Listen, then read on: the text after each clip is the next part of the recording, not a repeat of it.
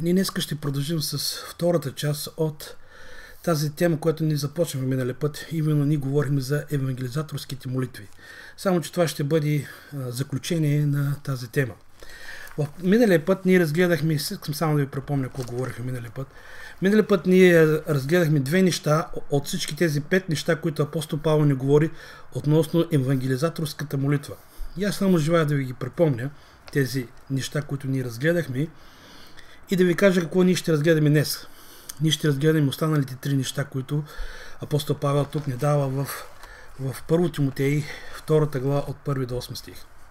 Минали път ние разгледахме нейното естество на тази евангелизаторска молитва, естеството на евангелизаторската молитва. И това е именно в стих 1, в 2 глава от 1 Тимотей.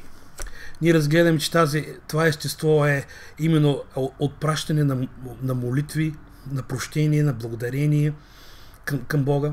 Това беше естеството това беше нейното естество на тази молитва. И аз ви казах, братите, че тази молитва е за всички хора. Че това е Божията воля. Ние да се молим за всички човеци. Защото Бог иска всички човеци да се спасат и да достигнат до познаването на истината. Второто нещо, което ние разгледахме, е именно източникът на евангелизаторската молитва. И ние това го разгледахме между другото, братите, това го разгледахме в стих 2, само че не до края на 2 стих. Ние го разгледаме само до първата част на 2 стих. И ние днес ще продължим във втората част на стих 2, именно с третата точка, която ние днес ще разгледаме. И това беше за миналия път. Ние разгледахме 2 неща от тези 5 неща, които апостол Павел ни дава. Третото нещо, което ние днес ще разгледаме, е именно това е привилегията на евангелизаторската молитва. Това ще бъде третата част, третото нещо. И това е от края на 2 стих, само в края на 2 стих. Четвърто нещо е причината за евангелизаторските молитви. Каква е причината ние да се молим? Защо ние трябва да се молим с евангелизаторски молитви? И между другото, апостол Павел ни дава 6 неща, 6 причини защо ни трябва да се молим. Много силно доказателство защо ни трябва да се молим пред Бога с евангелизаторски молитви. И ние ще ги разгледаме тези неща малко по-късно. И пето нещо е отношението на евангелизаторската молитва. Ние трябва да се молим с отношение към тази молитва. И сега, ние ще се спрем върху тези 2 неща, които и ви говорих. Първо, че трето нещо, което ние ще разгледаме именно е привилегията на евангелизаторските молитва. Но нека да видим сега моят текст. Искам само да ви дам и моят текст. Аз моят текст, между другото, ще го прочета в точки, защото така ще стане по-добре и разбираемо. Но само желая да ви дам като разсъждение на тази трета точка, която ще разгледам с вас, това е именно привилегията на евангелизаторските молитви. Сега искам да влезете в 1 Тимотей 2 глава стих 2. Ние разгледахме за царе и за всички, които са високопоставени, и искам да видите сега крайната част на този стих. За да имаме тих и спокоен живот в пълно благочестие и сериозност. Между другото, думата сериозност, това не е оригиналната дума. Тук е моя сериозност, но действително, братите, тук става въпрос за друга дума. Тук думата е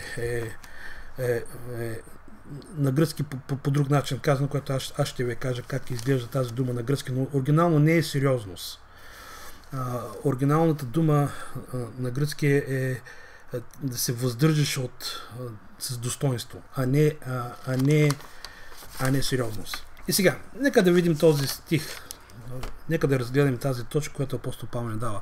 Апостол Павел ни дава именно привилегията за евангелизаторските молитви.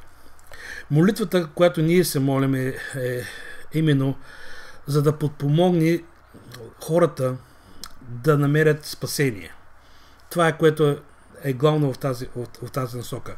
И това е една привилегия за нас, вярващи, ние да се молим по този начин. Ние да се молим с такъв вид молитва, която да е привилегия, която да е молитва, която да е към властите, към хората, към всички човеци, независимо дали те са на власт или не. Да създадем условия църквата да достигне тези, които са изгубени. Това е главната мисъл. С други думи, може някой да каже как това да стане на практика. Между другото, брат, ще ви кажа някои неща относно как това да се случи, как действително това може да се случи, вярващи да се молят по този начин, за да може да се достигне до условия, които тези условия да подпомогнат за работа на църквата да достигнат изгубените. Това е главната мисъл. С други думи, има си метод, по който църквата може да достигне хората, а не чрез думи или пък неща, които да са противоречия на хората. Искам да ви дам само няколко неща относно тази действителност, как вярващи да достигнат до невярващи, чрез молитва. Когато ние се молим, брат и сестри, за изгубените хора, защото Бог ни призовава да се молим за изгубените, вярващите се посвещават да се молят за тях. Те насочват себе си за тях. Било за лидери, било за власти на всяка една държава. И това е нещо, брат и сестри, е прилично пред Бога. Прилично е вярващите да се молят за другите. Угодно е на Бога ние да се молим за спасението на другите хора. Независимо дали са на власт или не. Тук става въпрос за всички хора, брат и сестри. С цел ние да имаме тази привилегия, ние да живеем тихо и спокойно пред Бога. Точно това, което ни казва и текста. И това е една привилегия, когато ние се молим с евангелизаторска молитва. Да имаме тих и спокоен живот в пълно благочестие и сериозност. Това е привилегията. Привилегията е ние да живеем един тих и спокоен живот пред Бога. Но нека да ви кажа как ние вярващи, братите, не само като се молим, как ние можем да достигнем до невярващите. Нека да ви дам само две неща, две точки, които са основни точки. И те са практични неща, не са така просто измислени, но това са практични неща, които аз лично вярвам, братите, че това ще промени нашето отношение, нашата мотивация за изгубените хора, които не познават Бога. Първо, когато вярващи са посветени да се молят за тяхните лидери и тяхните власти, които са на тях, това премахва, обърнете внимание, всякакво разбунтуване срещу тях, съпротива срещу тях и негодуване срещу тях. Първото нещо, което в тази молитва, брат, се променя нашето отношение. Това е първото нещо. Променя нашата прицелна точка. Променя това, което е човешкото в нас. Но Бог не е призовал, брат и сестри, ние да бъдем хора на мир. Бог не е призовал ние да бъдем миротворци. Бог не е призовал ние да бъдем светлина на света. Бог не е призовал ние да бъдем солта на този свят.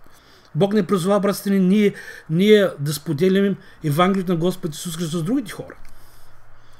А не бунтари, а не разбунтували се срещу властите, а не такива, които да непрекъснато се оплакват от тях, и не такива хора, които да бъдат непрекъснато в противоречие на властта.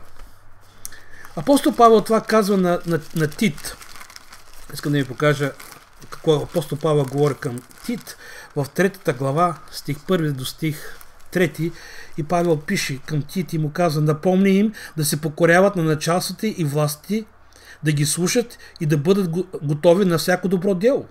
Да не злословят за никого, да не бъдат кръвмолници, но да бъдат благи и да показват съвършена кротост към всички човеци. Обърнете внимание, тук всички човеци включва и властите, и началствата, и всички други останали. Днес има много християни мърмора срещу властите. Оплакват се за лидерите, какво те правят, какви глупи решения те взимат. Те обсъждат тези неща в тяхния живот и това ги отделя те да имат отношение да се молят за тях. Това прави огромната разлика. Затова първата ми точка е, братстри, когато ние се молим за властите, това променя нашето разбиране и нашето отношение за тях. И вижте по-надолу, Павел казва стих 3. Защото и ние някога бяхме неразумни, непокорни, мамени и поробвани от разни страсти и удоволствия, и които живяхме в злоба и завист, бяхме мразени и мразихме се един на друг. Друг ден, братстве, Павел ни дава тази причина, че ние трябва да се молим за нашите лидери, поради самата причина, защото и ние бяхме като тях. Защото и ние бяхме грешници. Защото и ние бяхме такива като тях, които да не може да произвеждаме добро, но постоянно да вършим грях. Защото ние бяхме грешници, братците. Грешник какво прави най-добре? Най-добре той е да греши. Това е причината, братците. Павел излага пред вярващи те да се покоряват с послушание на властите. Точно това, което ни казва в Тит 1 глава 3 стих. Към непокорните, невярващите, властите, които са на тях. Павел им казва да бъдат към тях, да ги слушат. Това е първо. Второ, те да бъдат готови на всяко добро дело. Трето, те да не злословят никого. Да не говорят думи срещу властите, срещу никого, нито човек. Да не говорят, да не бръщолевят думи, които са празни думи, които нямат стойност пред Бога. Но да бъдат благи и да показват съвършена кротост към всички човеци. Това нещо, брат и сестри, Бог иска от нас това да правим. За да може да бъдем ние хора на мир. Да може църквата на Исус Христос да бъде пример на всички невярващи. А не да бъдем като тях. Защото това правят хората от света, брат и сестри. Главната причина е за това, защото ние разбираме, че те са грешници. Точно така, както ние бяхме грешници. Точно така, както ние бяхме неспособни да вършим правда. И това е главната причина, брат и сестри. Това е първата причина, защо ние трябва да се молим, и това е привилегия за нас, вярващи дни, да се молим с евангелизаторски молитва към тях. Защото това променя нашето отношение. Защото това променя отношението ние да бъдем хора на мир, а не да бъдем хора на бунт и на къвги, и на раздори, или пък на неща, които да се бъркаме в чужди неща. Втората причина, това беше първата причина. Каква е тази привилегия? Втората причина, и това е практична причина, когато църквата се моли за изгубените лидери и хората, които са изгубени, те започват хората да виждат, че църквата има ценности, търсят доброто на всички. И те, като виждат това, одобряват това. Просто виждат разликата, че църквата се моли за хората. Църквата търси доброто за хората. Църквата търси най-доброто за живота на хората. И това обществото го вижда. И така църквата спечелва повече приятели, които спомагат за условие за проповядване на спасителната вяра на Господ Исус Христос. Това е един метод, брат и сестри, когато е Божий метод. Когато ние се покоряваме, хората виждат тези неща и това дава условие ние после да им говорим за Христос. Много благоприятна почва, след като ние се молим, след като видят те примера на нашите молитви и на нашето желание за всички човеци, много благоприятна почва е ние после това да им говорим за спасителната вяра за Господ Исус Христос. Когато наистина невярващи видят, че ние имаме духовни ценности за спасението и за доброто на всички хора. Когато вярващи се покланят на Божи думи, това води до да имаме тих и спокоен живот в пълно благочестие и достоинство.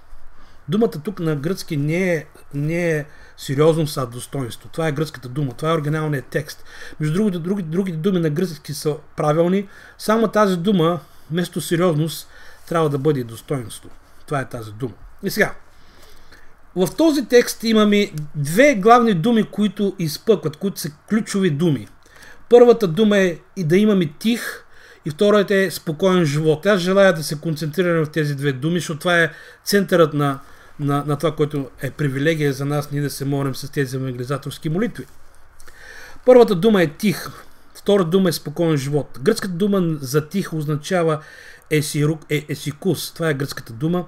Гръцката дума за спокоен е еримос. Сега нека да разгледам тези двете думи. Първата дума, тих есикус, означава в Новия Завет именно въздържан от външни притеснения. Това е тази дума, тих на гръцки. Думата е екосос. И аз искам това да ви го дам като един пример. Искам да ви дам една картина в Библията. Какво означава тих и какво означава спокоен. Такъв пример мога да ви го дам, което апостол Павел говори за жените, за святите жени, как те са имали отношение със своите си мъже. И той дава пример тук с апостол Петър, дава пример с Сара, която е жената на Аврам. И Петър казва в 1 Петром, 3 глава стих 4, и той казва така: а скритие в сърцето живот с нетленно украшение на кротък и тих дух, което е скъпоценно пред Бога. Обратете внимание, че тук имаме тази дума есикус, гръцката дума, която означава тих, само че думата е тих дух. Есикус означава точно това, да бъде въздържана от външни притеснения. Това е тази дума. Но това е скъпоценно пред Бога, брати и сестри. Такава тишина на духа е скъпоценно пред Бога. Есикус. Павел започва да казва и заповяда на солунските вярващи и те по същия начин те да имат такъв вид живот. И това ни го казва във Първо Солунци 4 глава, ако ви искате влезте там. В 4 глава стих 11. И той казва така: и усърдно да се стараете да живеете тихо, да вършите своите си работи. Вярващите трябва да живеят мирно помежду си, всеки с тих и спокоен живот пред Бога. Павел казва отново на солунските вярващи, че те не трябва да се месят за чужди работи, а да работят тихо. И това ни го казва във 2 Солунци, 3 глава, стих 11. Ако искате, пак може да влезете. Просто само една страничка трябва да прегърнете. И там се казва, защото когато бяхме, стих 11, понеже чуваме, че някои постъпили безчинно между вас, като са не работили нищо, а се месили в чужди работи. На такива заръчваме и ги увещаваме в името на Господа. Тук думата не е заръчване, думата на такива заповядваме, това е оригиналната дума. И ги увещаваме в името на Господа Исуса Христа да работят тихо и да ядат своя си хляб.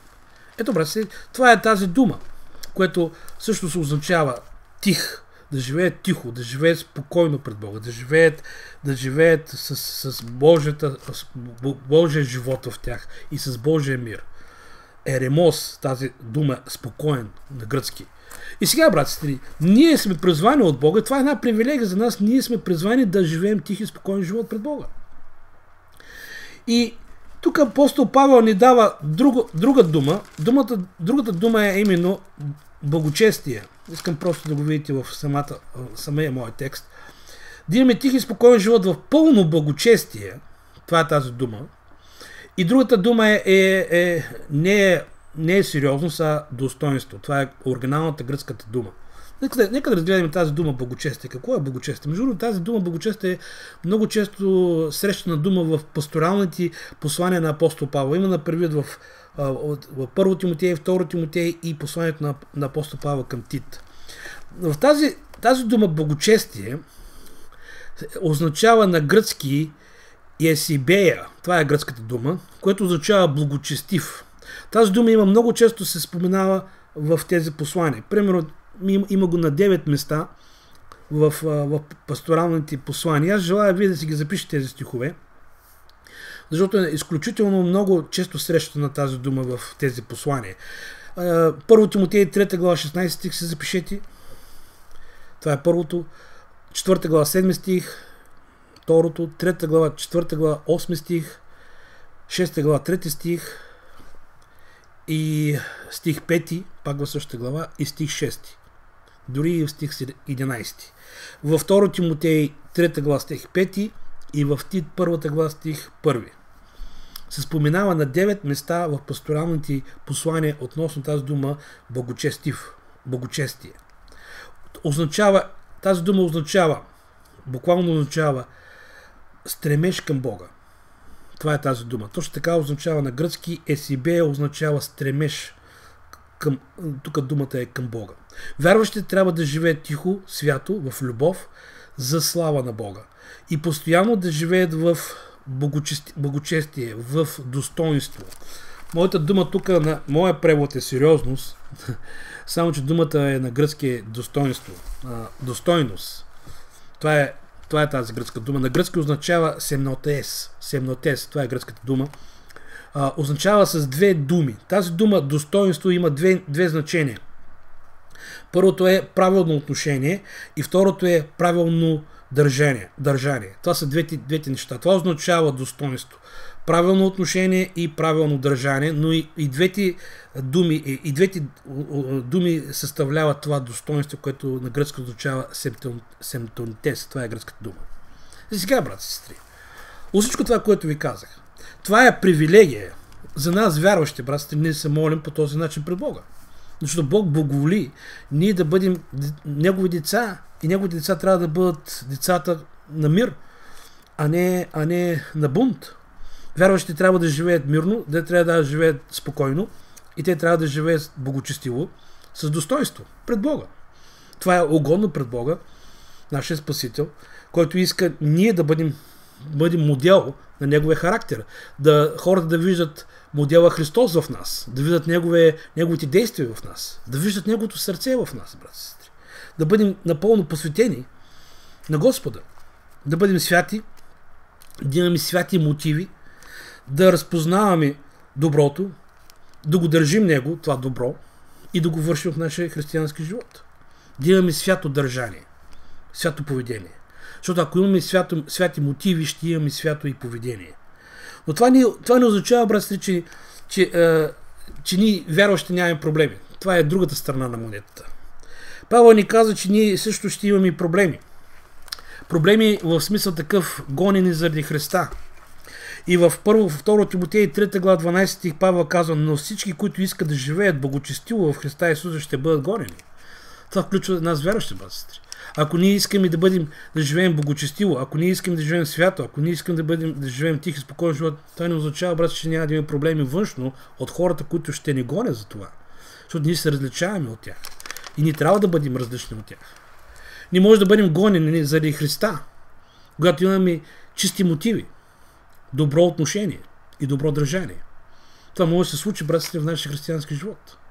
Истината е това, че самия Яков ни го казва това в 1 глава от 2 до 12 стих. Че проблемите, трудностите и изпитанията ни довеждат до духовно утвърждаване на нашия християнски живот, на нашия характер. Но трябва да бъде заради Христа, а не заради нашите грехове или заради нашето невежество. Както апостолите в Деянието на апостолите 5 глава 21 стих до 29 стих, когато бяха пострадали от Синедрона на Израел, които се удостоиха да претърпят, да бъдат опозорени заради Господното име. Заради Христа, брат и сестри, да стане това. Когато ние бъдем гонени заради Христос, заради Него, такова отношение трябва да имаме ние верващи. Но не ние да страдаме заради нашите грехове или пък да страдаме заради нашето невежество или за нещо, което е от нас. Ако ние вярващи страдаме, нека да страдаме като християни, като за Бога. И защото, брат и сестри, такова трябва да бъде нашето отношение. Когато дойдат гоненията и дойдат в живота ни, нашето отношение трябва да бъде за Господа. Това е номер 1. И действително, брат, това е в цялата Нов Завет. И в Матея 5 глава 11 стих до стих 12 Господ Исус Христос ни казва тези утешителни думи и насърчителни думи за нас, вярвачи, когато претърпяваме гонения, хули и подигравки заради Христа, че ние не трябва да се радваме, ние сме блажени. И това той ни го казва в Матея 5 глава 11 стих и се казва така: блажени сте, когато ви хулят и ви гонят и говорят лъжливо против вас всяко зло заради мене. Стих 12. Радвайте се и веселете се, защото е голяма наградата на небесата. Ето, брат, сестри, ние може да се радваме, когато бъдем опозорени за Христовото име. Ние може да се веселим, защото знаем, че това е заради Господа, а не заради нашите грехове, а не заради нашето невежество. Когато ние страдаме, нека да страдаме заради Христа. Това е привилегия за нас, ние да се молим с евангелизаторска молитва пред Бога за изгубените хора, които не познават Господ Исус Христос. И това, което движи нашия християнски живот, ние да го движи с тишина и спокойствие, с живот на пълно благочестие и пълно достоинство за Господа. И това е привилегия за нас, вярващите брати и сестри. Когато ние се молим с евангелизаторски молитва за тях, в същото време трябва да живеем този живот, което е угодно на Бога. Ние да имаме тих и спокоен живот с пълно достоинство и благочестие пред Бога. И това беше моята трета точка, която апостол Павел тук ни дава в този стих, че ние, братци, като се молим, трябва да имаме и християнски живот, трябва да имаме и християнски опит и ценности в нашия живот, ние да живеем за Бога и за Негова слава. Такова отношение трябва да имаме. Аз лично вярвам, брат и сестри, тези две точки, които ви дах, това променя нашата молитва, нашия молитвен живот, нашето отношение към невярващите. Защото, брат, ние трябва да отразяваме характер на Христос, ние трябва да отразяваме Неговото естество, за да може хората да виждат това. И те наистина да виждат Божия пример в нас, а не някакъв друг пример. И това е главното, което и ви казах, тези две причини. Тези две причини са практични, които ние можем да практикуваме с молитва и с действие, които е Божията воля, по този начин ние да изпълним и така да се молим с тези евангелизаторски молитви. Четвъртото нещо е причината за евангелизаторската молитва. Сега, тук имаме, брати и сестри, 6 неща, които апостол Павел ни дава. 6 причини, защо ние трябва да се молим за изгубените хора. Защо ние да се молим за изгубените хора с евангелизаторска молитва? Тук ни дава отговорът на този въпрос. Защо ние да се молим с евангелизаторска молитва? И аз желая това да ви го прочета, моят текст. Между другото, аз ще ви го прочета с точки, за да може да го видите тези 6 точки, да ги видите в самия текст. И аз тези 6 точки ще ги разгледам с вас. Всяка една точка по-отделно ще разгледам, защото това е моят текст. Това е действително с моят оригинален текст. Първата причина, и защо ние се молим за евангелизаторски молитва, това е морално правилно. Това е тази фраза. Искам да го видите това в стих 3. Това е добро и угодно пред Бога, нашия Спасител. С други думи, първата причина, че това е правилно пред Бога. Това е морално правилно пред Бога. Ние да се молим за това. Това е добро и угодно пред Бога, нашия Спасител. Тази евангелизаторски молитви, които ние се молим, това е добро пред Бога. Това е правилно пред Бога. После аз ще го обясня по един друг начин. Втората причина. Евангелизаторските молитви са съгласни с Божието желание. Сега искам да го видите това в стих 4. Който иска да се спасат всички човеци и да достигнат до познаването на истината. Значи второто нещо, което апостол Павел ни казва, че не само, че е правилно и морално, и правилно морално, е, че това е съгласие с Божието желание. Бог иска всички човеци да се спасат и дойдат на покаяние. Това е второто нещо. И го видяхте в стих 4. Третата причина. Евангелизаторските молитви отразяват единството на Бога.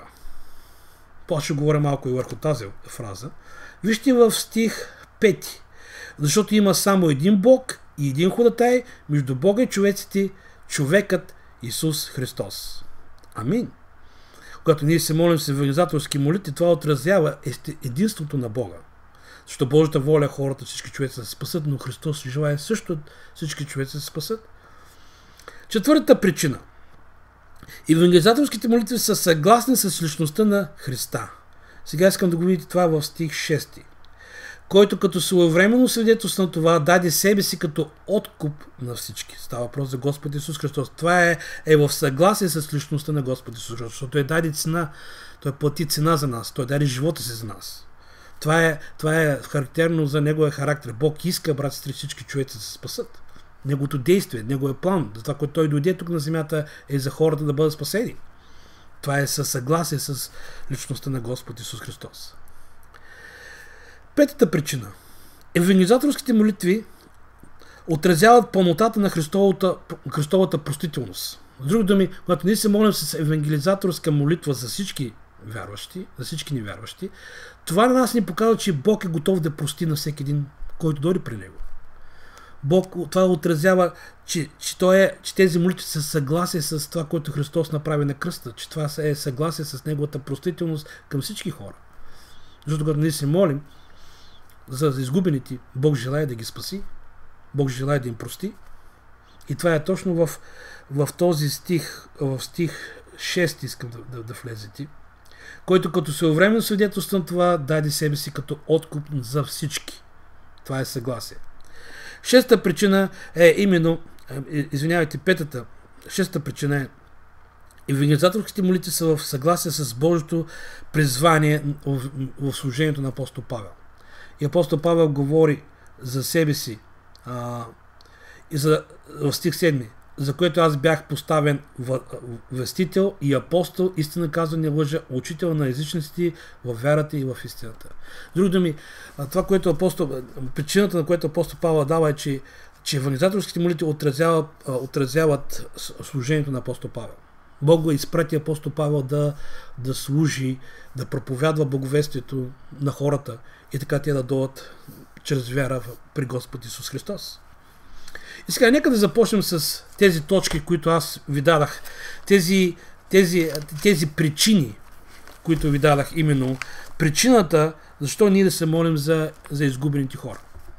Първата причина, която самия апостол Павел ни дава, е именно, че това е добро. Вижте го в стих 3. Това е добро и угодно пред Бога, нашия Спасител.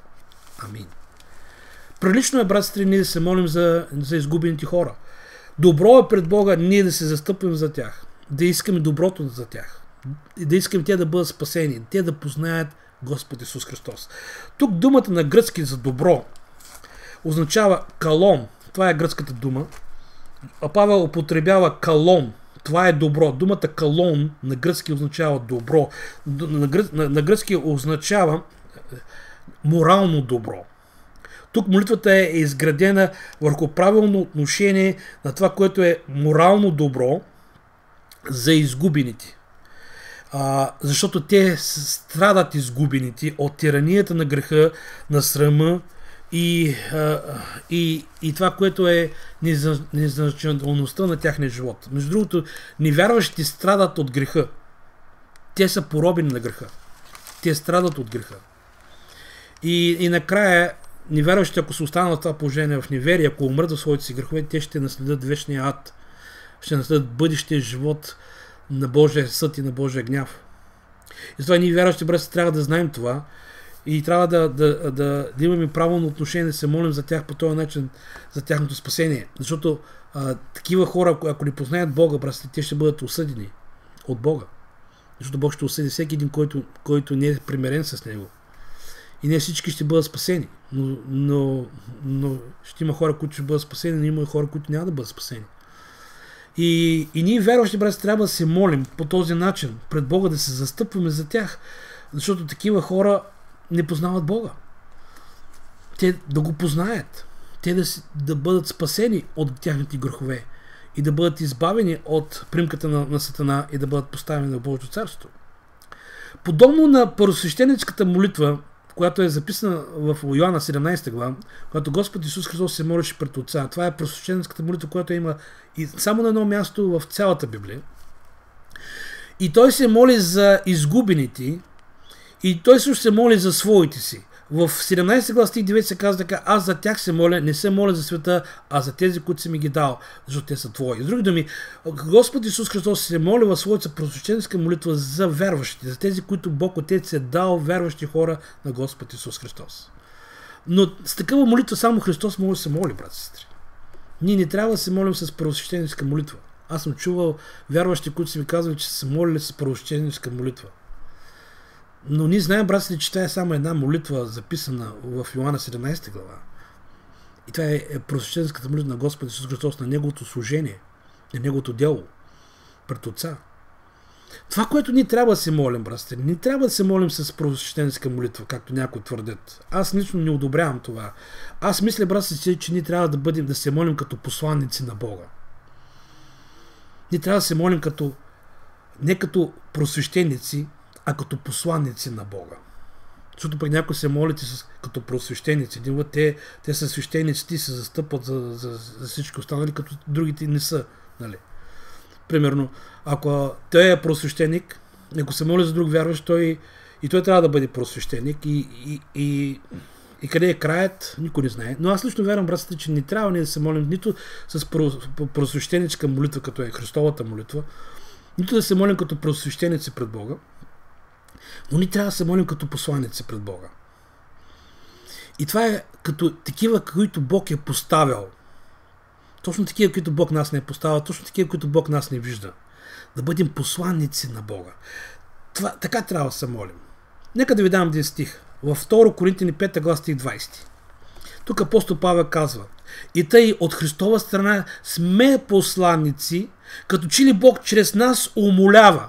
Ето, братци, аз лично вярвам, че като посланици ние сме от Бога, като че ли Бог умолява чрез нас. Ние да бъдем говорители от името на Бога. Защото ние сме като посланици, защото ние сме част от Неговото семейство. Бог ни е поставил в Неговото семейство. Когато ние говорим, ние трябва да говорим думите на Бога, авторитета на Бога. Защото един посланник говори думите на този, който управлява нацията. Примерно на президента или пък на царя или на този, който управлява. Той говори неговите думи. Той защитава неговата власт. Той говори думите на царя, примерно, или пък на президента. Посланици това правят. Те говорят от името на държавата, брат и сестри.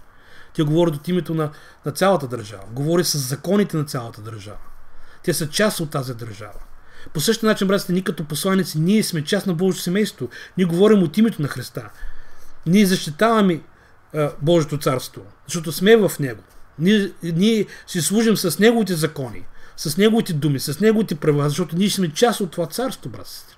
Аз лично вярвам, брат и сестри, че ние трябва да се молим като посланици, а не като просвещеници.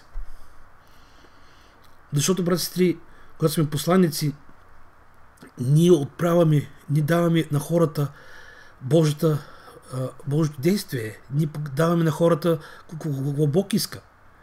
И какво е неговото желание. И как функционира Божието царство. Как действат законите на Бога. Даваме неговите думи, неговите правила, неговите закони. Но нашето дълбоко желание, брат, трябва да бъде за спасението на всички грешници. Ние трябва да се молим като посланици за тях. Точно така, както апостол Павел се моли за Израел в Римляните 9 глава стих 3, също и в Римляните 10 глава стих 1. Че неговото сърдечно желание е за спасението на Израел. Ние се молим за всички Бог да им даде покаяние. Но ние не знаем кои ще повярват и кои няма да повярват. Това е скрито от нашите очи. Това е скрито от нас. Ние не знаем кои ще се спасят. Ние само се молим. Но кои ще се спасят, кои ще повярват, това не е наша работа. Нашата работа е ние да се молим пред Бога и да благовестваме благовестието на Господ Исус Христос. Това е нашата работа. За изгубените хора. Ние трябва да се молим за тях. Това е добро пред Бога, защото е угодно пред Бога. Но ние също трябва да им говорим благовестието на Господ Исус Христос. Молитва и благовестие, братците, трябва да бъде едно. Когато ние се молим, трябва да благовестваме. И когато благовестваме, трябва да се молим. Те винаги трябва да бъдат заедно, а не само молитва. Затова аз желая да ви кажа и това, че ние, когато живеем по този начин, с молитва и с свидетелство за Исус Христос, това е угодно на Бога. Това е добро. Това е духовно, морално добро пред Бога. Бог призовава всички грешници за спасение, чрез Него да бъдат одобрени към Него и да живеят живот с Него, а не да умрат в своите си грехове. Бог не благоволи в смъртта на никой, брат и сестри, на никой човек. Това Бог го каза, между другото, в Езекил, в 33 глава, стих 11. Много силен стих за това. И там Бог казва: кажи им, заклевам се, в живота се, казва Господ Йова, не благоволя в смъртта на нечестивия, но да се обърне нечестивия от пътя си и да живее. Отвърнете се от лошите си пътища, защо да умрете? Ето, брат и сестри, това е Божието сърце, че Бог не благоволи в смъртта на нечестивите хора, но те да живеят. Това Бог иска от нас, брат и сестри. И това е една сериозна причина, която ви дадах и която апостол Павел тук не дава в случая ние да имаме молитви че тези молитви са морално правилни пред Бога.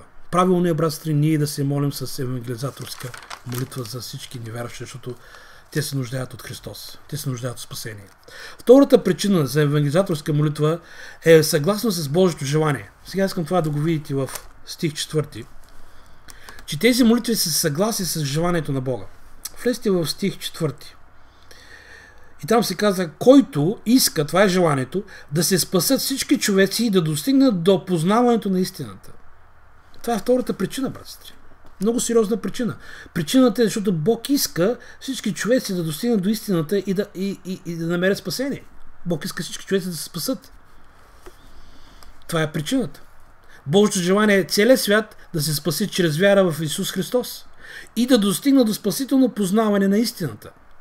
Вечната цел за спасението е осъществява чрез Христа. Това е целта на вечния план на Бог, брати и сестри. Че чрез Христос да се спасат всички човеци.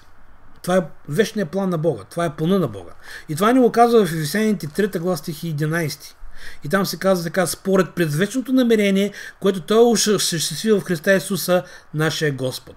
Предвечното намерение на Бога, още от вечността, Бог е желал и Той е планувал чрез Исус Христос всички човеци да се спасат. Всички човеци се спасяват чрез вяра в Господ Исус Христос. Спасението е излязло в света сред Господ Исус Христос. Той е вече в сила, когато те повярват в Господ Исус Христос. В Йоанна 17 глава стих 6 там се казва: и като се спасят чрез вяра, там се казва те да изповядат Неговото име и да отстъпят от неправда. Точно това, което казва Господ Исус Христос за тази просветническа молитва, 17 глава стих 6, че Той се моли за своите си ученици. Той се моли те да бъдат осветени и те да бъдат спасени и одобрени и опазени от Отца. Във 2 Тимотей 2 глава 19 стих там се казва така: всеки, който изповяда Господното име, да отстъпи от неправда. След като хората повярват в Господа, те трябва да отстъпят от неправдата. Те трябва да отстъпят от греха. Когато те изповядат своите си грехове, когато те изповядат своя Господ Исус Христос, те трябва да отстъпят от греха.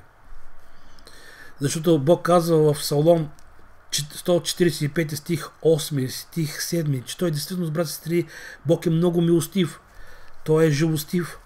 И там се казва: милостив и живостив е Господ, дълго търпелив и много милостив.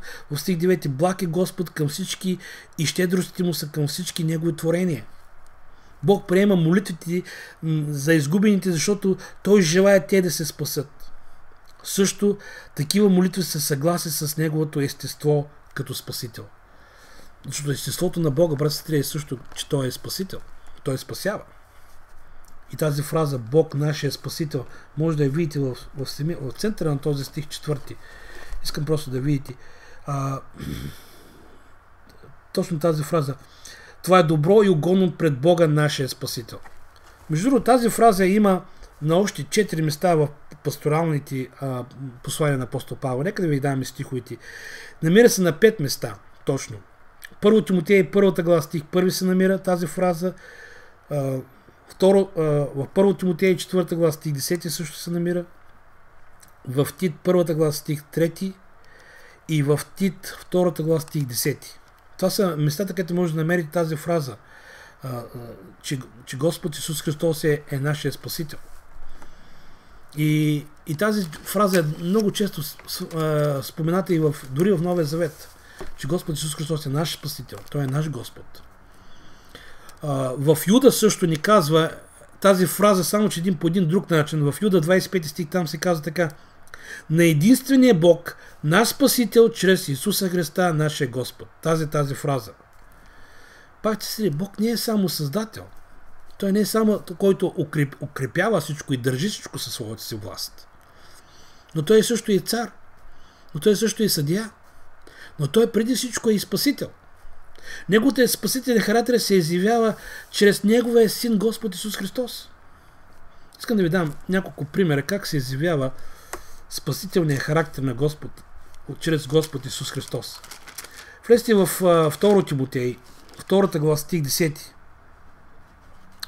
И тук се казва така: защото аз всичко издържам заради избраните, за да получат и те спасение, което е в Христа Исуса, заедно с вечна слава. Обратите внимание на тази фраза. Спасението, което е в Христа Исуса. С други думи, чрез Христа хората се спасяват. Чрез Христа те получават спасение. Чрез Синът на Бога получават това спасение.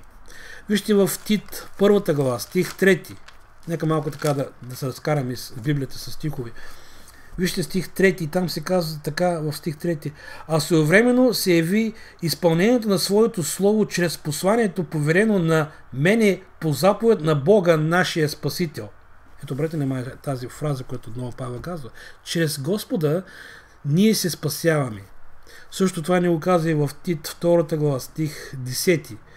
Там се казва така: да не присвоявате чуждо, за да показва винаги съвършена вярност, за да украсяват във всичко учението на нашия Бог, нашия Спасител. Това е тази фраза, стих 10. И в Тит 3 глава, стих 4, отново имаме този момент, че Исус Христос е нашия Спасител. И това ни го казва в Тит 3 глава, стих 4. И там се казва така: но когато се яви благодата на Бога, нашия Спасител, и Неговата любов към човеците, и вече по-надолу Той не спаси не чрез правени дела, а чрез своята си милост. А даже го знаем, стиха наизуст, но Бог не е наш Спасител, брат и сестри. Той преди всичко е Спасител. Той е цар, Той е съдия, Той е който укрепява всичко, Той всичко е създал, но Той също е Спасител. Бог е Спасител на всички хора. Има такъв стих в Библията и аз искам да обясня този стих, защото много пъти не се разбира правилно. Поради този стих има хора, които казват, че Бог ще спаси всички човеци. Поради този стих, който в момента сега ще ви прочета. 1 Тимотей 4 глава стих 10. Искам да видите този стих. Понеже за това се трудя и си борим, защото се надяваме на живия Бог, който е спасител на всички човеци, а най-вече и на вярващите. Сега, нека да обясня този стих. Той не е труден за обяснение, много е елементарен, но в смисъл такъв, спасението е временно за всички, а за нас вярващите то е вечно спасение. Защото вече сме спасени, брати и сестри. В Стария Завет също се говори за спасението на Бога, че неговото естество е спасителен характер, че той има спасителен характер към хората. В Стария Завет. Но в Новия Завет, брати и сестри, спасението е за всички човеци, но само тези, които повярват в него, те могат да се възползват от това спасение, от този Спасител Господ Исус Христос. С други думи, той е дарен на всички човеци, но хората могат да го препуснат това спасение, ако не се покаят, но само тези, които повярват в него, те ще го приемат и те ще се възползват от Спасителят Господ Исус Христос. Това има огромна разлика, брати и сестри. Но той е спасител за всички човеци. Всички човеци могат да се спасят чрез Бога, чрез Христа. Но само вярващите се спасяват за вечно спасение, другите е временно. Той е тук на земята. Но тези хора, като не повярват, това временно спасение отпада, отива до вечността и отива до Божия съд и Божия гняв, брат и сестри. Затова ние трябва това да го знаем много добре, че хората се спасяват сега, тук на тази земя, докато са живи. След смъртта няма покаяние. В Евреите си се казва 9 глава, че след смъртта настава съд. Като умре човек, настава Божия съд и Божия гняв. Но докато са живи хората, спасението е на разположение на всеки един човек, който повярва. На всеки един човек.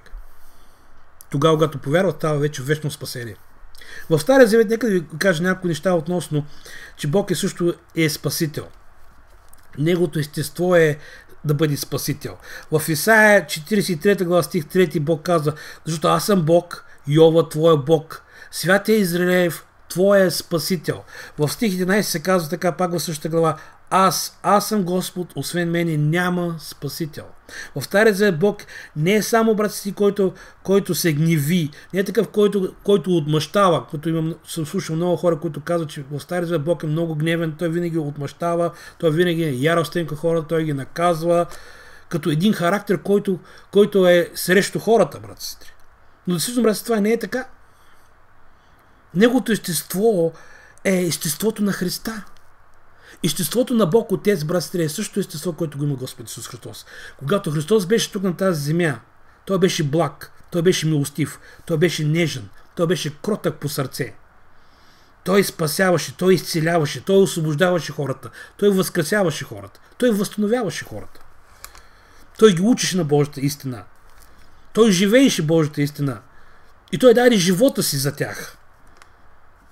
Брати и сестри, в Новия Завет ние виждаме характер на живия Бог чрез Господ Исус Христос. Бог не желае смъртта на нечестивите. Той желае всички човеци да бъдат спасени. И неговото естество е спасително естество. Естество, което да спаси човека от греха и да го постави в безопасно място в неговото присъствие. Исаия 45 глава стих 22 се казва така: към мене погледнете и спасени бъдете всички земни краища, защото аз съм Бог и няма друг. В Исаия 55 глава стих 1 се казва така: Бог поканва хората да дойдат при него и всеки, който е жаден, да дойде да пие. И Бог възкликва с възклицание в стих 1, 52 глава: о, вие, които сте жадни, елате всички приводити, и вие, които нямате пари, елате и купете и яще. Хората трябва да дойдат приводите на спасението, което Бог е определил да дойдат. И това е Божието сърце, брати и сестри. Божието сърце е всички човеци да дойдат на покаяние. Дори в Стария Завет, тук в 45 глава 22 стих, каза: към мене погледнете и спасете, бъдете спасени всички земни краища. Не само за държавата Израел, брати и сестри. За всички нации. Всяка един народ. Всяка едно племе. Да повярват в този Спасител, който е единственият Спасител. Божието сърце, брати и сестри, е сърце, което иска да прости. Божието сърце е сърце, което иска да спаси. Да спаси грешното човечество, да ги спаси от греха. И да дойдат при него чрез покаяние и той да се примири с тях. Между другото, в Исаия 55 глава, стих 7, това е един от най-силните стихове за покаяние в целия Стар Завет. И аз желая да ви го прочета този стих, брат и сестри. Това е един от най-силните стихове за покаяние в Стария Завет. Между другото, всички богослови са съгласни с това, с тази мисъл. Но нека да го прочета този стих. И там се казва така, Исаия 55 глава, стих 7. Нека остави нечестивия пътя си и нека неправедния помислите си. Нека се обърне към Господа и Той ще се смили над него. И към нашия Бог, защото Той ще прощава щедро. Амин. В Езекил 18 глава 23 стих се казва така: нима благоволя аз в смъртта на нечестивия, каза Господ Бог Йова, а не в това да се отвърне той от пътя си и да живее. И после пак казва в Езекил 18 глава 32 стих, Бог заключава това, което той каза в 23 стих. Понеже аз не благоволява смъртта на онзи, който умира, казва Господ Йова, затова обърнете се и живейте. Ето, брат, това е сърцето на Бога в Стария Завет. Това е Неговото естество, Той да спасява. По същия начин в Новия Завет Господ Исус Христос желая всички човеци да се спасат. В Новия Завет апостол Петър пише в 2 Петром 3 глава стих 9.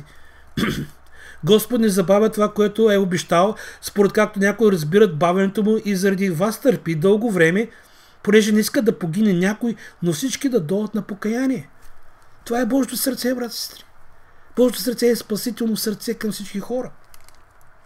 Библията ясно говори, че Бог желае хората да не умрат в тяхните грехове, но да бъдат спасени чрез Господ Исус Христос. Бог спасява хората чрез своя си син Господ Исус Христос. Целият свят може да дойде на спасение чрез Христа. Но, брат и сестри, хората, ако не дойдат при Христа, Бог да ги държи отговорни за тяхните грехове. И това го има. Защото Бог ще няма да ги обвини тези хора, които не се покаят чрез Христос. Но Той ще ги осъди. За че те не са познали Христос. За че не са повярвали на истината. С други думи, брат и сестри, не виждаме Божието сърце, че Той иска да ги спаси, но Той също ги предупреждава. Той също им казва, че те ако не дойдат, ще бъдат осъдени. Но Той не иска хората да бъдат, Той да съди хората. Бог не иска да съди хората, брат и сестри. Той не иска, но Той иска да чуят Евангелието и да бъдат спасени чрез Христа. Той иска всички да достигнат до познаването на истината. Тази фраза, която апостол Павел говори тук в края на стих 4, искам просто да видите тази фраза. Влезте в стих 4. Който иска да достигнат до познаването на истината. Какво е познаването на истината?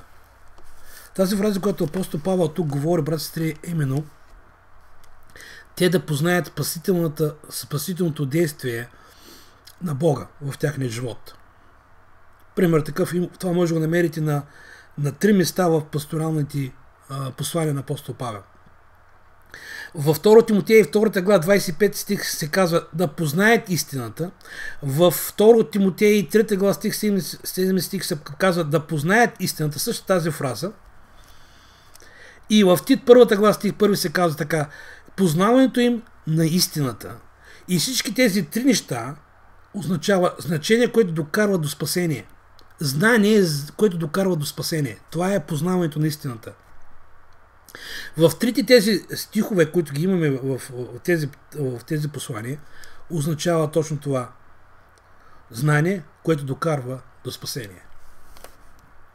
Бог желае хората да има знание, което да докара до спасение. И това знание да бъде истинското знание. Това знание може да се намери в Словото на Бога. Това знание може да се намери в откровението на Бога, в тяхния живот.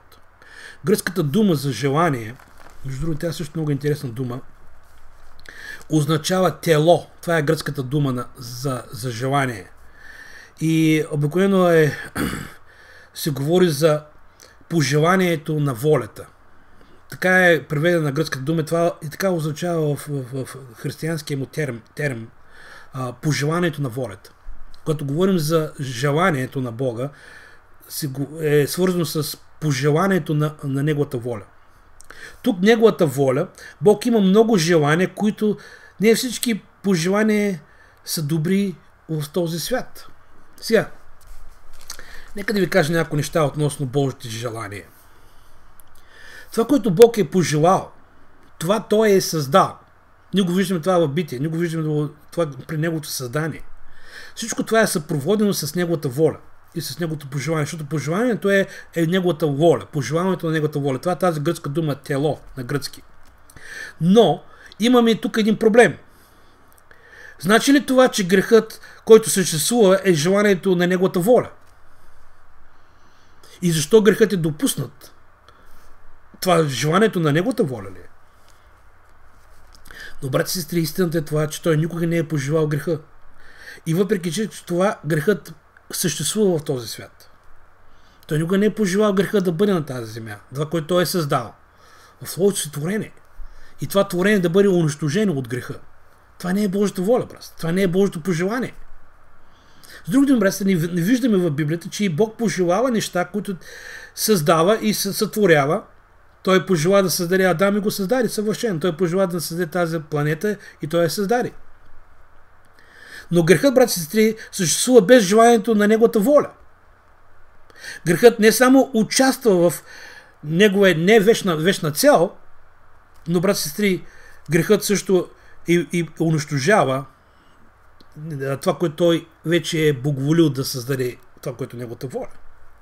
Нека дам един пример. В Исаия 46 глава стих 10. Там Бог казва, че неговото намерение ще устои. Неговото намерение ще се случи. Но когато виждаме, че грехът е в света, брат и сестри, който грехът води към смърт, естествено, и към разрушаването на Божията воля, на Божието желание, това не е в контракт в неговото божествено естество. В Божието естество, брат и сестри, той не живее в грях. Бог живее и царува без грях. В Неговото присъствие няма грях. Там, където Той царува, говорим за Неговото царство, там няма грях. На небето Той няма грях. Там живее в абсолютна святост, без грях. И в същевременно от това, Той спасява хора, които са под греха, Той спасява хора, които живеят в грях. Защото Той плати цената за тяхното спасение. Сега, когато говорим за греха, че това не е желанието на Бога, брат и сестри, грехът е дошъл от избор на Антихрист, т.е. на Луцифър, т.е. на дявола по това време. Оттам е дошъл грехът. От свободната воля на Луцифер, т.е. на Сатана, на небето. И Библията казва, в началото Сатана съгреши. С други думи, Сатана е първият грешник. Оттам е дошъл грехът. Грехът е първият грех е гордост. Там се възгордява Луцифер и казва, аз ще бъда на Божията планина. Това, което ни казва в Езекил 28 глава, също в Исаия 14 глава. Всички тези неща вие може да ги намерите относно Луцифер, неговото име, неговото действие като херовим, който засенява Божията слава. И как той е паднал поради греха, и как той е отпаднал от Божията слава. Грехът, брат и сестри, не е Божието пожелание. Не е пожеланието на друго творение. И този грях, който е влязъл в Вселената, брат и сестри, чрез Луцифер, защото от него идват, той завлича 1/3 от ангелите. И после този грях влиза на земята, като самата Ева послушва думите на Сатана, и така грехът влезе в човека и оттам влезе смъртта. Това не е пожеланието на Бога, брат и сестри. Това не е неговата воля. Грехът да се размножи на планетата и да унищожи неговото творение. Но в Христа Исуса, брат и сестри, Бог промисли план, който чрез Христа Той да изкупи човечеството, да елиминира греха в живота на хората и да бъдат правени и освободени от греха и да не бъдат зависими от греха, но да живеят в Неговата свобода и в Неговото царство. Той желая те да бъдат спасени, Той желая да бъдат оправдани в правдата, чрез вяра в Господ Исус Христос. И това е, брат и сестри, успорно с Неговото желание, те да бъдат спасени. Това е тази причина, втора причина, именно, която ви дадах, брат и сестри. Именно, че втората причина е че евангелизаторските молитви са съгласни с Божието желание. Бог иска да спаси грешниците. Бог иска да спаси всеки един, който е при Него. Но Бог иска те да дойдат чрез Христос. Това е Божия метод, това е Божия начин. Третата причина, която апостол Павел ни дава за евангелизаторска молитва, отразява единството на Бога. Вижте го това в стих 5. Защото има само един Бог и един ходатай между Бога и човеците, човекът Исус Христос. Амин. Друго думи, когато ние се молим, брат и сестри, с евангелизаторска молитва, това отразява единството на Бога.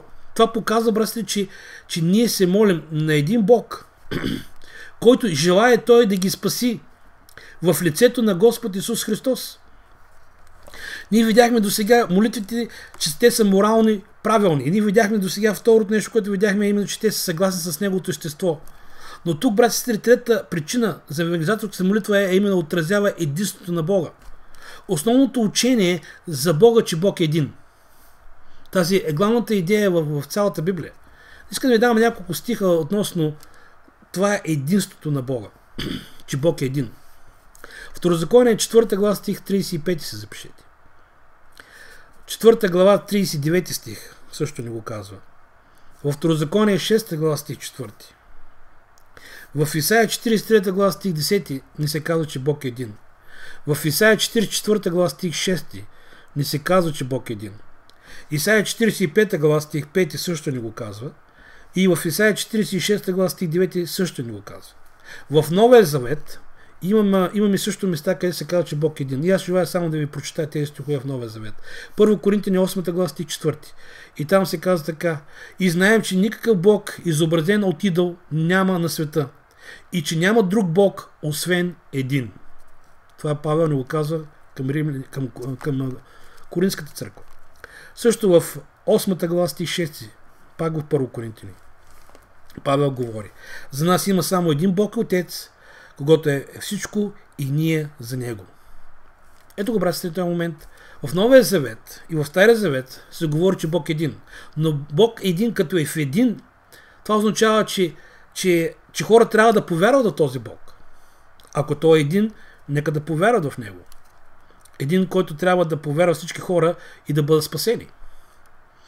В Деянията на апостолите 4 глава 12 Петър казва: защото няма друго име дадено между човеците, чрез което трябва да се спасим. И това е Господ Исус Христос. Тук виждаме единството на Бога чрез Христа, спасението на Бога чрез Христа, и това е единството на Бога, Господ Исус Христос, с Бог Отец и със Святия Божи Дух. Аз го виждам, брат, 3 в едно. Аз го виждам, че Бог е единен. И Той действа в единство. Той създава в единство. Той твори и Той спасява в единство. Бог спасява чрез Христа всеки един човек, който е при Него. Но всички трябва да дойдат при един единствен Бог. Да дойдат при Него и да Му се поклонят. И те трябва да повярват в Господ Исус Христос. И това е третата причина. Нека дам сега четвъртата причина. Четвъртата причина е евангелизаторската молитва. Тя е съгласна с личността на Господ Исус Христос. Тя е съгласна с Неговото дело, с това, което Той извърши на кръста, с това, което Той плати цена, с Неговото естество. Тя е съгласна, брат, с всичко, което Христос има за нас тук на тази земя. Защото Той дойде, за да спаси погиналото, да потърси погиналото и да го спаси. Вижте го това в стих 6. Това е във 2 глава 1 Тимотей. И там се казва така в стих 6. Който като своевременно свидетелство за това даде себе си като откуп за всички. Това е този стих. Между другото, извинявайте, това трябва да ви кажа, нека да прочетем стих 5. Защото има само един Бог и един ходатай между Бога и човеците, човекът Христос Исус. Това е четвърта причина. Аз пропуснах вместо 5 стих да ви дам, аз ви дадах 6 стих. Сега искам да обърнете внимание, че Господ Исус Христос е посредник. Исус Христос е между Бога и човеците. Вижте го това в края на стих. Има един ходатай, само че оригинална дума не е ходатай. Оригинална дума е посредник. Аз ще ви я дам на гръцки. Между Бога и човеците, човекът Исус Христос. Амин. Не само, че единственият Бог, брат, е един, Но има и един, който ходатайства, като Господ Исус Христос, за тях. Гръцката дума е посредник, а не ходатай.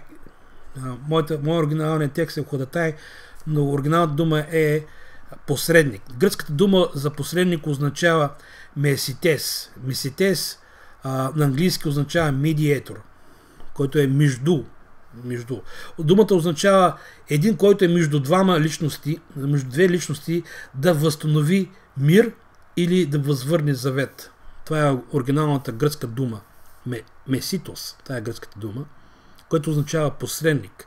Тук Господ Исус Христос е, който е Бог, той е посредник за хората пред Бог Отец. Пример, в Йов, 9 глава, стих 33 се казва така: няма посредник между нас, нито който да сложи ръката си върху двама ни. Това Йов го е казал чрез вдъхновението на Святия Дух, но той като че ли казва, че няма посредник, но действително, братстве, има посредник, и този посредник е Господ Исус Христос, и който е единственият посредник, между който всички човеци трябва да дойдат при Бога, е чрез Христа. Точно това, което ни казва апостол Павел в Деянията на апостоли 4 глава, стих 12, че няма друго име дадено между човеци, чрез което трябва да спасим. Това е името на Исус Христос. Ние, братците, се приближаваме при Бога чрез Господ Исус Христос. И Той се застъпва за нас. Ние не се приближаваме при Бога чрез застъпничество на ангели, на светии или на Мария, майката на Господ Исус Христос. Но само чрез човека Христос Исус ние се доближаваме близо до Бога. Гръцката дума за човек означава антропос. Това е гръцката дума. И се изявява буквално Христос, личност, човек. Христос, човек. Бог, човек. Това е тази фраза. Той довежда Бога при човека, човека при Бога заедно, защото Той е и Бог, но Той също е човек. Това е тази фраза. Затова Той е посредник. Защото добре, Той е Бог, но Той беше и човек. Затова Той може съвършено да посредничества между Бога, Отца, за нас, хората, да се страдава с нас, защото Той е страдал като нас. И в същото време, брат, Той е Бог. Той има същото естество, което го има Бог Отец. Господ Исус Христос е Бог, брат, както Бог Отец и както Святия Божи Дух. Има същите атрибути. Има същата святост, същата всемогъщност, има всичко това, което има Бог Отец. Но те действат и работят заедно в съгласие. И всичко, което творят, го творят в съгласие и в единство. Но нашия Господ Исус Христос е Бог, братстри. Но Той също и стана и човек. Затова Той може да доведе хората при Бога чрез Него. В Евреите, 8 глава, стих 6 се казва, че Той е посредник на по-добър завет, узаконен върху по-превъзходни обещания. В Евреите, 9 глава, стих 15, там се казва, че Той е посредник на новия завет, така че призваните да получат вечен живот. Това не оказва в Евреите, 9 глава, стих 15. В Евреите също, 12 глава, стих 24 се казва, че Той е посредник на един нов завет. Или Исуса, посредник на новия завет при поръсената кръв, която говори по-добра от Авелата кръв. Други думи, братстри, значи Господ Исус Христос може да бъде съвършеният посредник между Бога. Ангелите на небето не могат да го направят това, защото те никога не са били човеци. Те никога не са и Бог. Но само Господ Исус Христос е този, който може да бъде посредник между нас и Него. Само Господ Исус Христос може да знае какво ние изпитваме, какво ние преминаваме. Само Той може да се страдава с нас, защото Той е участвал в нашите страдания. Това, което ние страдаме, Той вече го е страдал. Защото Той е бил човек. Той е преживял това, което ние преживяваме. Той знае това, което ние знаем. Той е чувствал болките, това, което ние чувстваме болките. Той е бил човек, братстри, като нас. Със същото плътско естество. Той умря за нас. Той възкръсна за нас. Затова Той може да бъде съвършено посредник, но също време Той е и Бог. Също време, братци, Той е Бог като Бог Отец. Затова не всички хора, които идват при Бога, трябва да дойдат чрез Него. Той е единственият път към Бога. Чрез Него единствено ние се спасяваме. И чрез Него всички хора могат да дойдат при Бог Отец. Но не без Него, брат и сестри. Той е вратата. Аз съм пътят, истината, живота, казва Господ Исус Христос. През мен, ако някой влезе, ще бъде спасен. ние можем да дойдем при Отца само чрез Христа. Не чрез светии, не чрез ангели, не чрез Мария, те да бъдат посредници, те да се застъпват за нас, те да се молят за нас, на небето, те да ходатайстват за нас. Не, брат и сестри, ние имаме съвършен посредник. Нашия Господ Исус Христос, който умря за нас лично. Лично, който ходатайства за нас, пред Бога Отца. Затова, брат и сестри, това е четвърта причина, която ви дадах, именно което ни казва и Божието Слово. Че Той е съвършеният посредник между Бога и човеците. Човекът Исус Христос. Петата причина. Евангелизаторската молитва отразява личността на Христовата простителност. Когато ние се молим с евангелизаторска молитва, това отразява Христовата простителност, който Той, Господ Исус Христос, умря за нас. Господ Исус Христос доброволно даде своя живот за нас, заради нашите грехове. В Йоанна 10 глава стих 17 и стих 18 искам да ви прочита. И там се казва така: затова ме люби Отец, защото аз давам живота си, за да не го взема пак. Никой не ми го отнема, но аз от себе си го давам. Имам право да го дам и имам право да го взема. Тази заповед получих от Отца си. Брат и сестри, Господ Исус Христос доброволно даде своя си живот. Той доброволно отиде на кръста за нас. Той доброволно пострада за нашите грехове. Той плати цялата цена. Той задоволи всички стандарти на Бог Отец. Той изпълни цялата воля на Бог Отец за нашето спасение. И Той каза на кръста, последните му думи, Той каза: свърши се. Завърши се Божия план. Приключи Божието намерение за спасението на всеки един, който вярва в Него. Сега, искам да видите една дума в този текст. Моя стих, между другото, стих 6. Нека да ви прочетаем и стих 6. Който като своевременно свидетелство за това даде себе си, става въпрос за Христос, откуп за всички. Обърнете внимание, че Христос даде себе си като откуп за всички. Господ Исус доброволно даде живота си като откуп.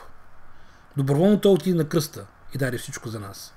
Тази дума откуп, обикновена дума, има две значения. Ако вие влезете в гръцкия речник и намерите думата откуп, на гръцко означава литрон. Това е гръцката дума. Но, братите, тук апостол Павел не употребява литрон. Литрон. Тук апостол Павел употребява думата антилитрон. Антилитрон, това е гръцката дума, който има друго значение. Има друга стойност. Обикновено откуп означава литрон, но Павел употребява антилитрон. Антилитрон означава, че той е станал жертва на нашето място. Не само е платил цената за нас, но той умря с нашата смърт и той умря за нашите грехове и възкръсна за нашето оправдание. Тази дума означава, че Христос, братстве, е участник. Той даде всичко от Него, а не само откуп, а не само е откупил нещо с нещо. Той откупи нас с живота си, с всичко, което има. Това е тази дума, която е много по-различна от лектон. От тази дума, която ви казах, литрон. Оригинална дума е антилитрон. Много интересни неща се откриват в този гръцки език.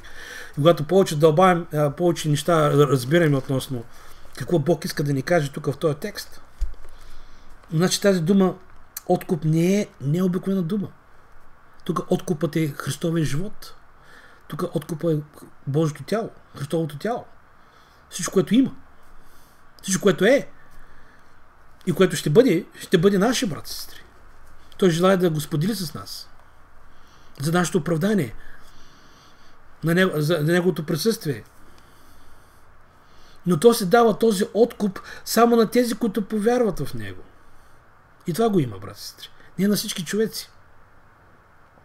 Той е на разположение на всички човеци, но се дава само на тези, които вярват в него и те се възползват от този откуп, който е Христос. Друг добре, целият Господ Исус Христос, неговия живот е даден за всеки един, който вярва в него. За да можете да имат живот, за да можете да споделят неговите обещания. Но за останалите хора, които не вярват, това не е откуп. Макар че е валидно за тях, но те като не го ползват, става чрез вяра. Те просто не участват в това, което Христос е направил за хората. Точно това, което ми казва в първо Тимотей, който аз ви го дадах, т.е. стих 4 глава стих 10, понеже и това се трудя и се борим, защото се надяваме на живия Бог, който е спасител на всички човеци, а най-вече на вярващите. В 1 Йоанна 4 глава стих 14 се казва така: и ние видяхме и свидетелстваме, че Отец прати Сина си да бъде спасител на света. Представете, това не означава, че всички хора ще бъдат спасени. Защото мнозина са призвани, а малцина са избрани. Мнозина са призвани да дойдат при Бога, чрез вяра в Исус Христос. Но малцина са тези, които са избрани, тези, които идват при Бога и вярват в Бога и се спасяват. Защото спасението на невярващите е, ако те не повярват, те е временно. Но нашето спасение е вечно, защото сме повярвали в това, което Бог е казал. Затова ние сме избрани, защото вярваме в Неговите думи и продължаваме да живеем в вяра. Цената за спасението е платено чрез Христа Исуса пред Бога и за всички хора. Но Христос изпълнява всичко това за нас, които вярват, а не за тези, които не вярват. Защото то не е валидно за тези, които не вярват. И това е истина, брат и сестри. Искам да ви кажа цялата истина относно това. За нас ние се ползваме, защото Бог не го дава чрез вяра. Неговата жертва, Неговата простителност, Неговите обещания, всичко, което Бог каза за нас. Има 31 000 обещания в цялата Библия за нас вярващи, които Бог е казал за нас, които Той е обещал за нас. И Той ще ги изпълни, всички тези обещания. Някои от тях сте се изпълнили. Някои ще се изпълнят в вечността. Но за невярващи, брат и сестри, тези, които не вярват в Бога, спасението на разположение, всичките ресурси са тук. Божието спасение вече е приключено, завършено. Но те, ако не се възползват чрез вяра, те остават извън вратата. Те остават в Божия съд и в Божието наказание. Затова, братите, ние сме длъжни да се молим за тях, за да могат да повярват и да се възползват от Господ Исус Христос и те да се спасат, и те да се навърнат, и те да намерят спасение. Това е главната мисъл. Божия вечен план за спасението на хората е чрез нашия Господ Исус Христос. В Галатяните, 4 глава стих 5, 4 и 5 си го казва така: а когато се изпълни времето, Бог изпрати Сина си, който се роди от жена и се роди под закон, стих 5, за да изкупи онези, които бяха под закона, за да получат осиновението. Че осиновението става чрез Христа, брат и сестри, чрез вяра. Но който ни повярва, ще бъде осъден. Който повярва, ще бъде спасен и ще наследи всичко това, което Бог е казал. Ще наследи всички обещания, ще наследи всичко, което Бог има за нас. На това, което дори и на ум не е идвало, и това, което око не е видяло, и на човешко сърце не е дохождало, всичко това Бог ще наследи тези, които обичат Бога, брат и сестри. Затова ние вярващи трябва да се молим с евангелизаторски молитви, за да може да се отрази Божието сърце в живота на хората и хората да намерят Христос и да се покаят за тяхните грехове и да намерят спасение. Затова Божията спасителна благодат е назначение на хората да дойдат на покаяние. Това, което ни казва в Римляните 2 глава.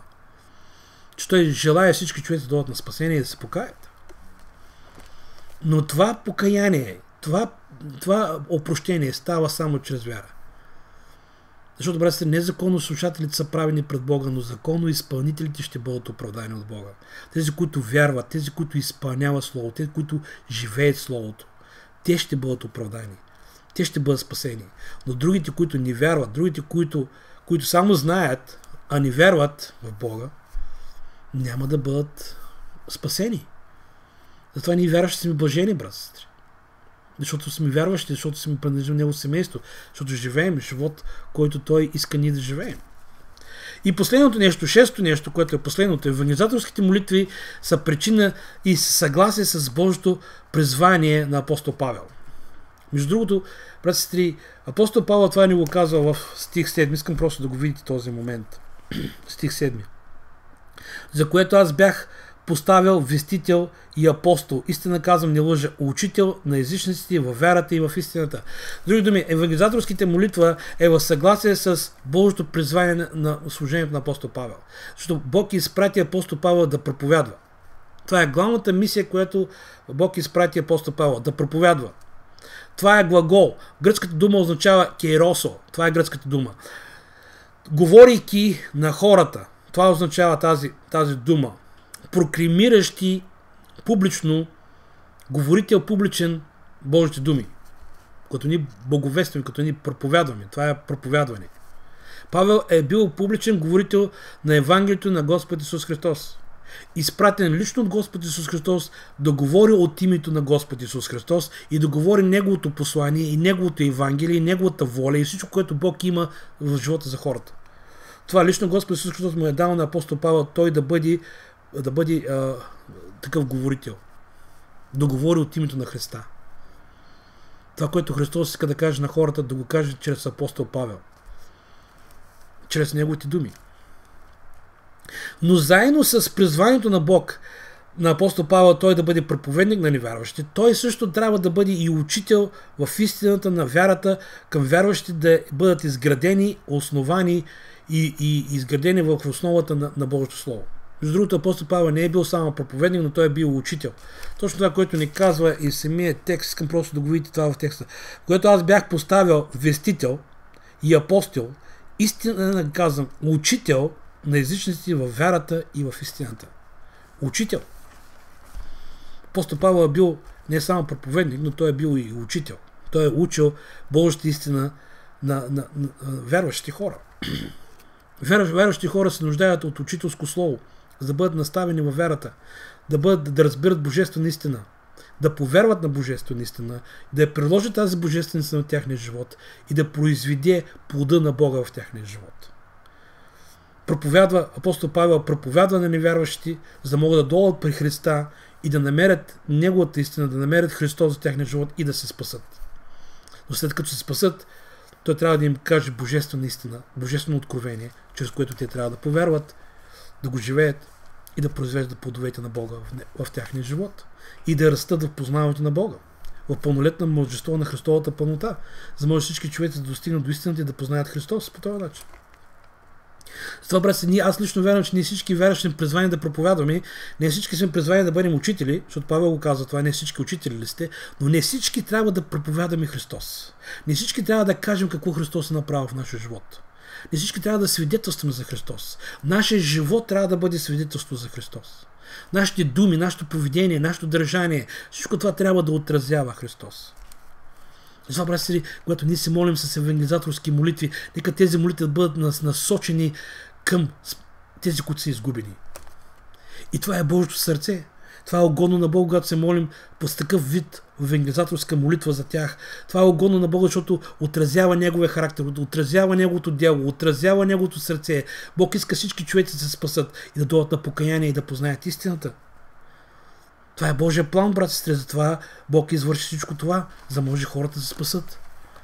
Божията работа е, брат и сестри, за спасението на хора. Това е Неговата работа, за възстановяването на хора. Божията работа е след хората, като бъдат спасени, да почнат да приличат на Христос. Да се преобразяват в образа на Христос. Да приличат всички като Неговия син. Да бъдат като Него. Да се стремат да бъдат като Него. Да познаят цялата истина. Да познаят цялата воля. Да познаят всичко, което Бог има за тях. Цялото благословение. Какво те са в Христа. Как Бог ги вижда като Негови синове и дъщери. Това е Божието в сърце, брат и сестри. Божието сърце още е такова, защото той е същия вчера, днес и вовеки. Неговото сърце не се променя към изгубените хора. Неговото сърце, брат и сестри, не се е закоравило. Той желае да спаси всеки един човек. Всеки, който повярва, ще се спаси. Всеки, който призове името на Господа да отстъпи от неправда. И да дойде при Христос. Да се примири с Него чрез вяра. Амин. Затова, брат и сестри, нека да се молим по този начин. Да имаме такова сърце, да имаме такава евангелизаторска молитва за всички човеци. Защото това е Божието сърце, това е Божията воля. Бог иска да действа и да спасява хората. Да дано всички да се спасат и да познаят лично Господ Исус Христос в тяхния личен живот. Амин. Амин.